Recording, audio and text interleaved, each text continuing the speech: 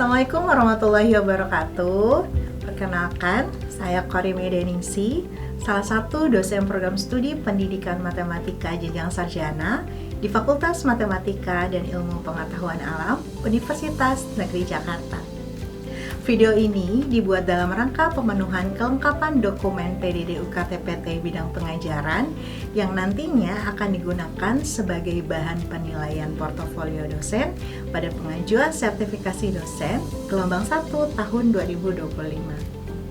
Pada video ini, proses pembelajaran yang dilakukan adalah pada mata kuliah analisis regresi. Mata kuliah tersebut merupakan mata kuliah pilihan prodi dengan bobot 3 SKS. Dan melalui mata kuliah ini, mahasiswa akan mempelajari bagaimana memodelkan dan menganalisis hubungan antara satu buah variabel dependen dengan satu atau beberapa variabel independen. Harapannya, setelah mengambil mata kuliah ini, mahasiswa mampu menerapkan analisis regresi sebagai solusi dari permasalahan di bidang pendidikan matematika. Capaian pembelajaran lulusan atau CPL yang dibebankan dalam mata kuliah ini yaitu memformulasikan bagian-bagian bidang pengetahuan dalam matematika menjadi satu kesatuan yang terstruktur dan mampu mengaplikasikannya dalam melaksanakan tugas sebagai pendidik matematika yang profesional. Terdapat 5 capaian pembelajaran mata kuliah analisis regresi. Di antaranya yang pertama adalah menguasai konsep dan prinsip dasar analisis regresi. Yang kedua adalah menguasai prinsip-prinsip dasar dan penerapan regresi linear sederhana serta regresi linear berganda baik di bidang pendidikan matematika maupun di bidang lainnya. Yang ketiga adalah mendiagnosis pelanggaran asumsi model linear sebagai sarana untuk mencapai analisis data yang menyeluruh dan informatif. Dan yang keempat adalah menguasai konsep, teori, dan aplikasi berbagai prosedur dalam memilih model regresi terbaik berdasarkan kriteria tertentu. Dan yang kelima yaitu memformulasikan konsep dan teori tentang peubah boneka atau variabel dummy dalam regresi. Pokok bahasan yang akan dipelajari dalam analisis regresi diantaranya adalah pengantar analisis regresi, regresi linear sederhana, regresi linear berganda, diagnostik regresi, kriteria pemilihan model terbaik, dan regresi dengan peubah prediktor kualitatif. Kegiatan pembelajaran dalam mata kuliah ini menggunakan pendekatan student centered learning, di mana para mahasiswa akan didorong dan difasilitasi untuk aktif mencari dan memperoleh pengetahuan yang diharapkan. Sedangkan metode pembelajaran yang digunakan dalam perkuliahan ini yaitu case-based learning dan juga project-based learning. Dalam case-based learning, mahasiswa akan dihadapkan pada kasus nyata atau kontekstual yang membutuhkan penerapan analisis regresi untuk menyelesaikannya. Nah, dalam project-based learning, mahasiswa akan mengerjakan suatu project untuk menganalisis data pendidikan menggunakan teknik regresi untuk menjawab pertanyaan penelitian yang relevan, mulai dari perencanaan sampai dengan pelaporan hasil. Teknik penilaian yang digunakan dalam mata kuliah ini terbagi menjadi 2. Yang pertama adalah penilaian berupa tes dan juga non-tes. Untuk penilaian tes berupa ujian tertulis pada UTS dan juga UAS, sedangkan penilaian non-tes berupa penilaian untuk tugas kelompok dan juga laporan kerja. Selain itu, dilakukan pula observasi untuk menilai sikap dan keaktifan atau partisipasi mahasiswa dalam proses pembelajaran. Komponen dan proporsi penilaian terbagi menjadi 4 buah komponen. Yang pertama adalah partisipasi aktif dengan bobot 15%, tugas proyek sebesar 35%, kemudian ujian tengah semester dengan bobot 25%, dan untuk ujian akhir semester bobotnya adalah 25%.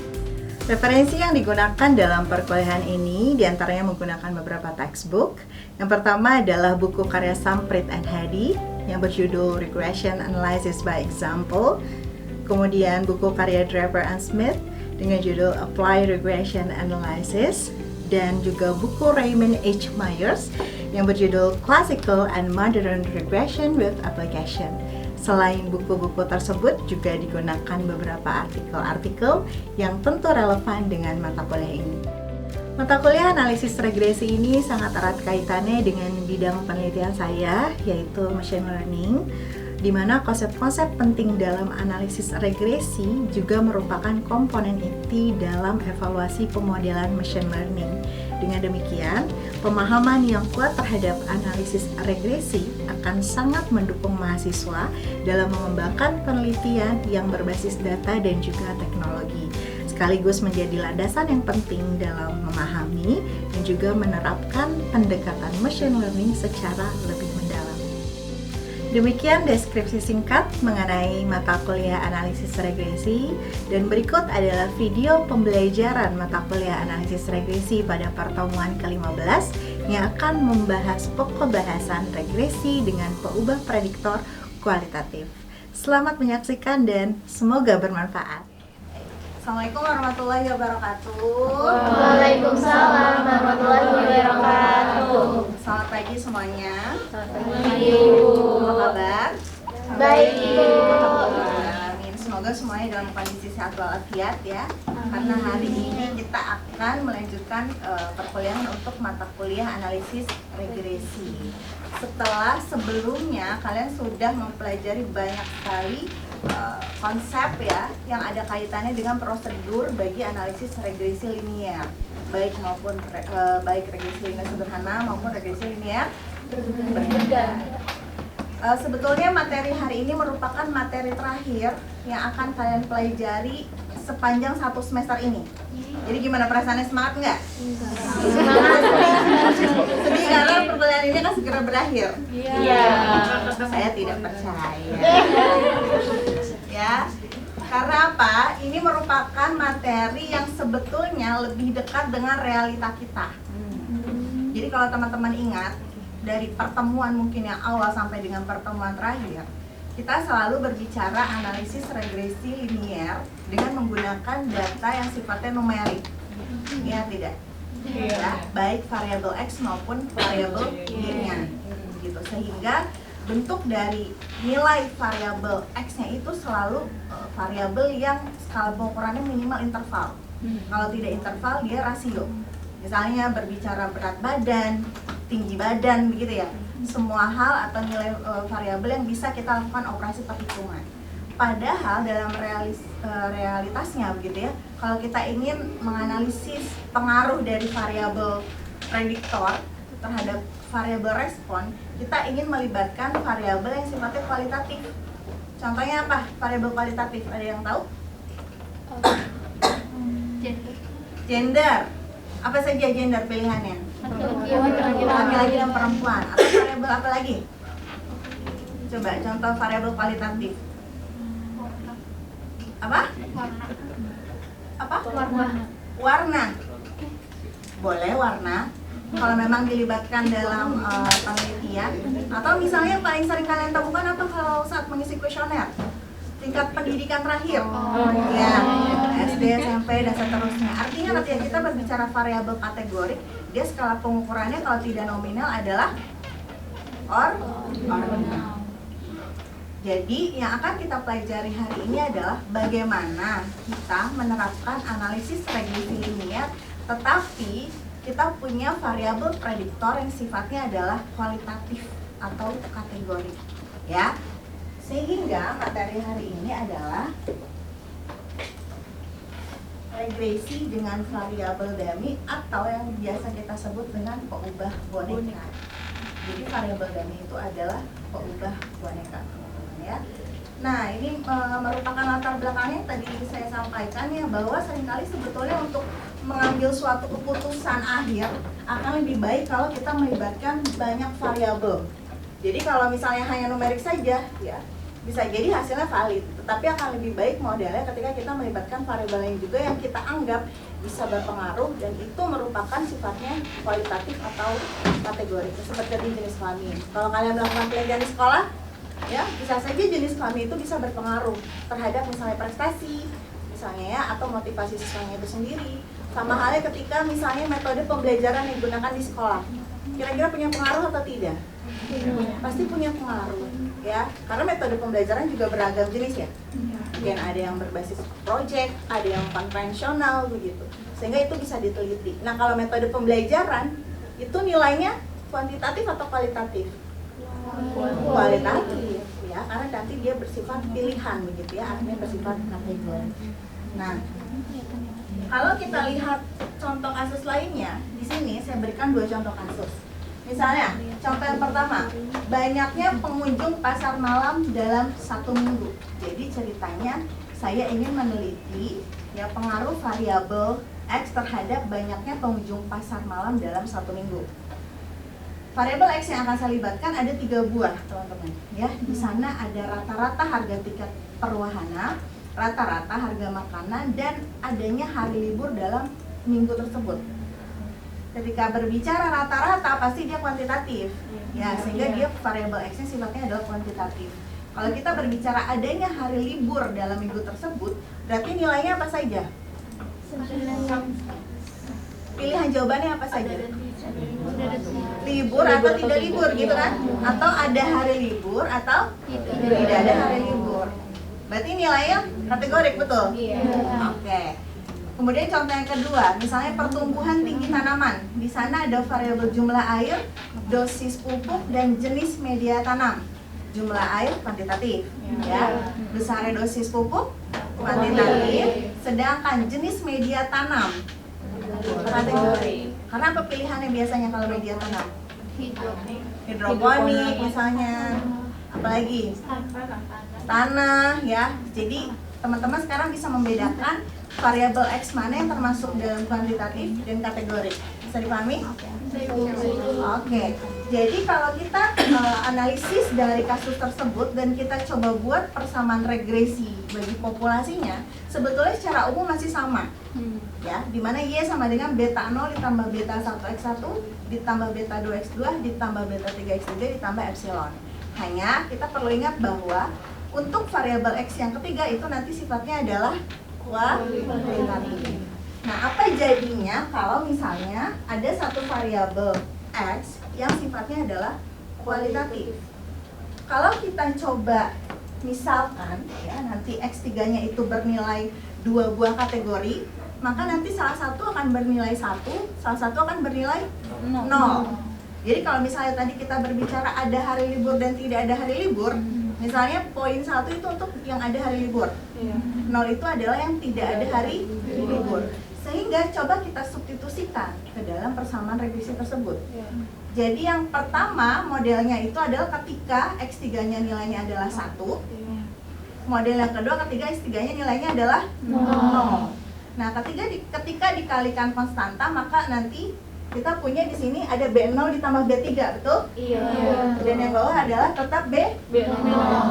Sedangkan B1, B2 yang tetap sama slope-nya. Jadi sebetulnya nanti pada saat kita membuat persamaan regresi dummy, slope-nya akan sama. Yang berbeda itu adalah si intercept-nya saja di bagian depan.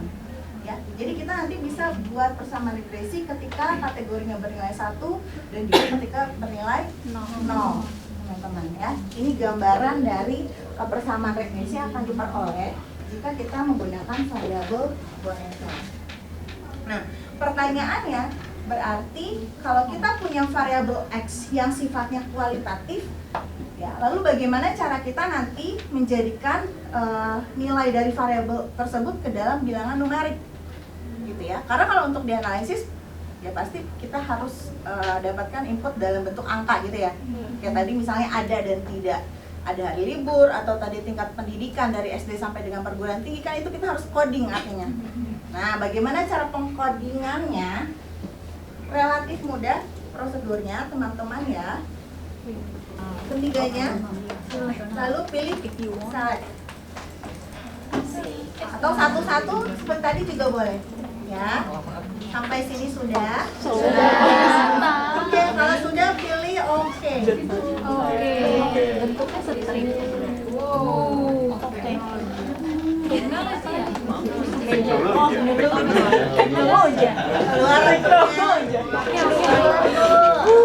kita lihat ya. Jadi output yang pertama adalah perhatikan itu adalah persamaan regresi ya. Yang baris pertama itu ketika Z1 nya sama dengan 0, D1 nya sama dengan 0, D2 nya sama dengan 0. Jadi Y sama dengan 8,3 ditambah 0,011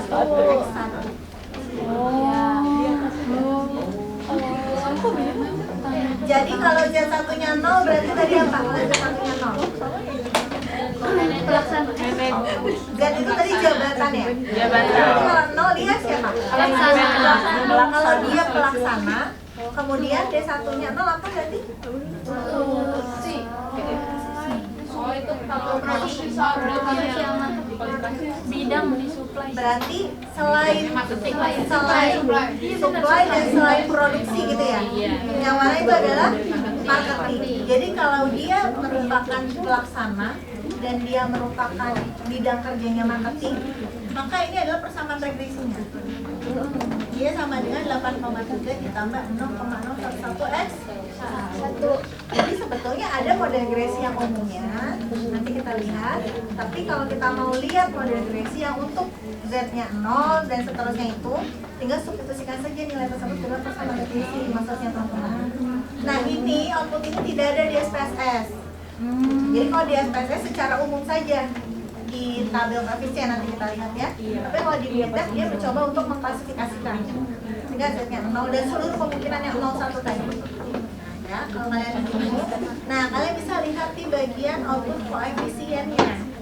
Konstan itu artinya B0. Ya, jadi kalau misalnya buat persamaan regresinya maka Y taupi sama dengan berapa? 8,3 lalu ditambah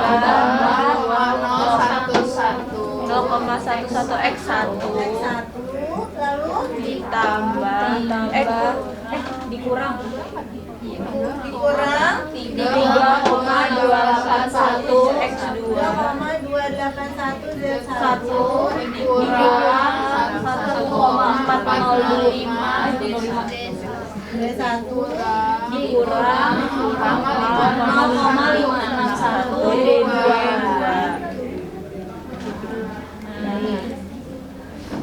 Ini persamaan regresinya. Jadi kalau kalian nanti coba buat persamaan regresi ketika tadi dia merupakan pelaksana, kemudian dia berasal dari bidang kerja marketing, berarti ininya 0, ini 0, ini 0 juga.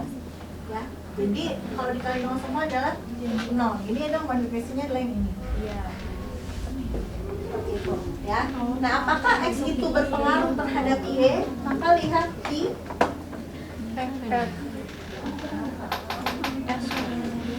ANOVA terlebih dahulu, ya, secara bersama-sama.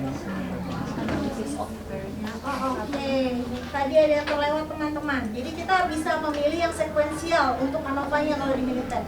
Kembali lagi ke start, ya, ke start, regression lagi, fit regression model. Fit regression model. Oke, pilih Model. Option. betul option. Lalu pilih di bagian sum squares for test. Itu pilih sequential. Sequential. Lalu oke kembali. Oke. Nah, bedanya di ANOVA-nya. Oke. Nah, jadi kalau sekuensial dia akan ada keterangan sekuensial SEQ di sana. Kalau yang tadi adjusted. Nah, jadi yang tadi kita menghitung F sekuensial teman-teman, ini outputnya seperti ini. Jadi kalau kalian jumlahkan JK atau derajat bebas untuk X1, Z1 sampai dengan D2, coba perhatikan, ini akan sama dengan derajat bebas bagi regresi yang di atasnya ya. Sama. Error di sana dia terbagi menjadi 2, tapi kita bisa fokus kepada error yang 15 saja derajat bebasnya langsung. Kalau berdasarkan nilai F yang diperoleh di sana, Apakah semua X itu masing-masing berpengaruh terhadap Y?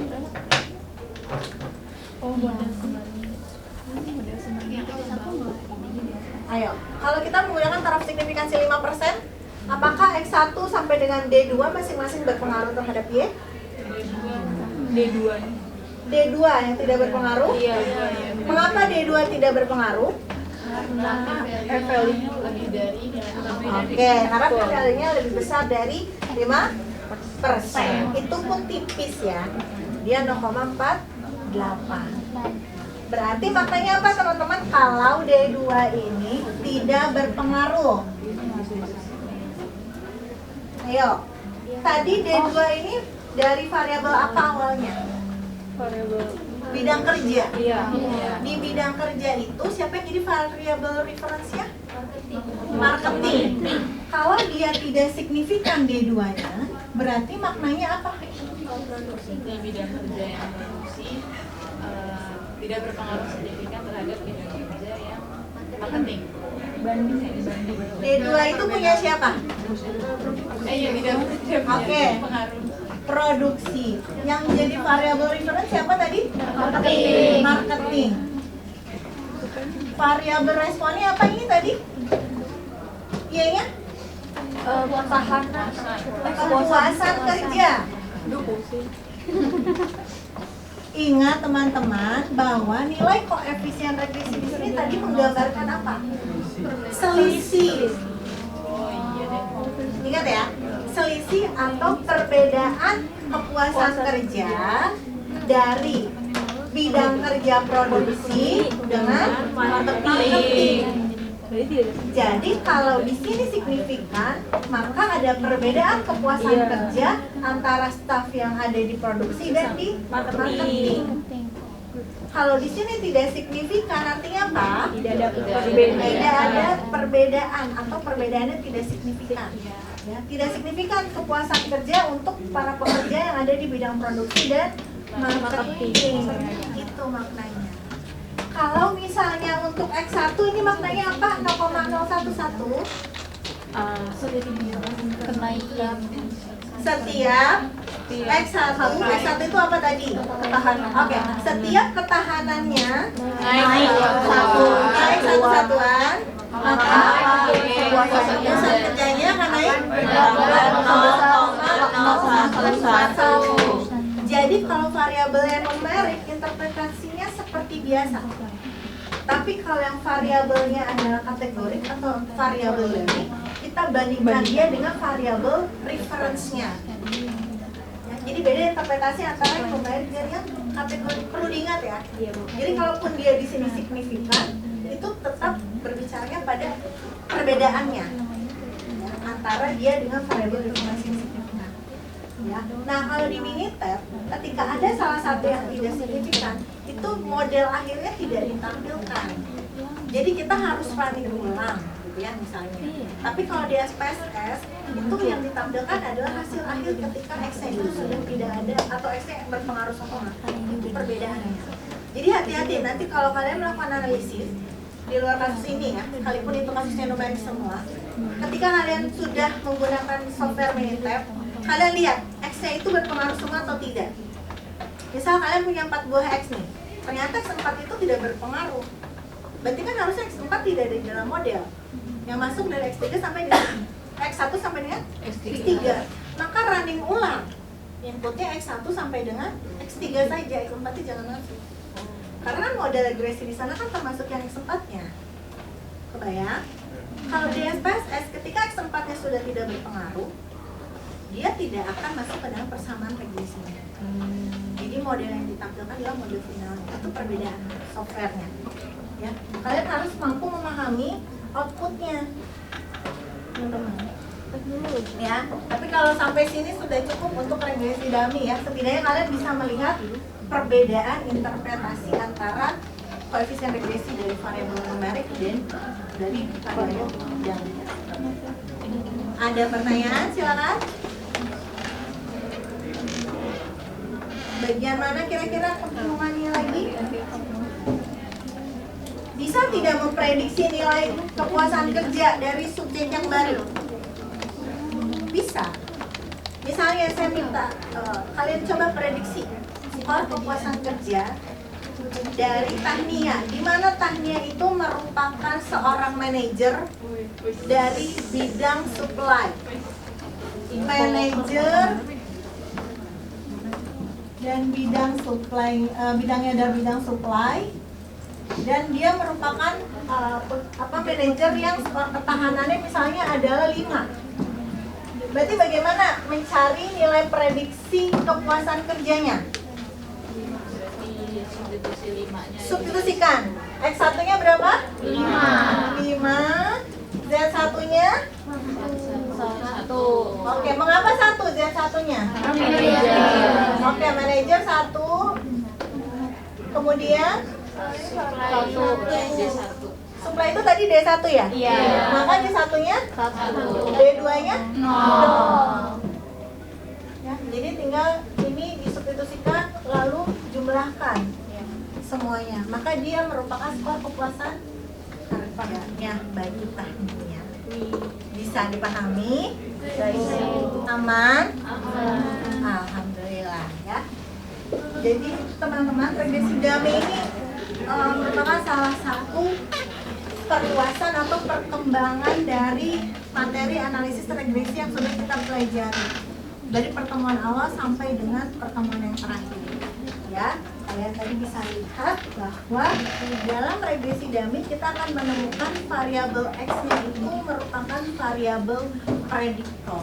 Jadi kalian kalau ingin melakukan penelitian di sekolah, ingin menganalisis nilai ujian siswa, apakah bisa dipengaruhi oleh jumlah jam belajarnya, misalnya. Pasti juga bisa dikaitkan dengan bagaimana metode pembelajaran yang diterapkan. Ya, metode pembelajaran yang diterapkan itu kan bukan variabel numerik ya, sehingga nanti kalian bisa menggunakan regresi dummy.